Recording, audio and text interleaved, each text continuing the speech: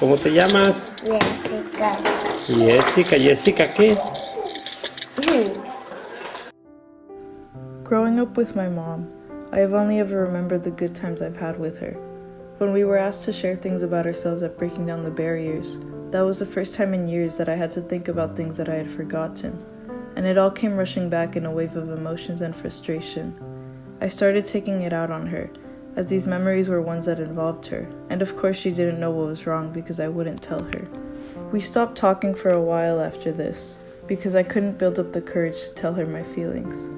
It took a lot of self-reflecting and reckoning with myself to accept that I had these negative feelings and that they had to be dealt with. I finally decided to write a letter, one that I never ended up giving to her because I told her all of these things that I had written in person. It finally took me 5 months to tell her, hey, I want to talk to you when you have the chance. And so we talked. Seriously, with no distractions or people in the room. It felt foreign and awkward because it was something that I had never done before, but I got to know many things about her. She told me about her past, her own mother, and how this all shaped her into the person she is now. I've started to notice that ever since our conversation, I don't feel a constant tension in the air from all the pent-up frustration I had built up. I feel more comfortable talking to her now, and I believe that our relationship is at its most healthy point.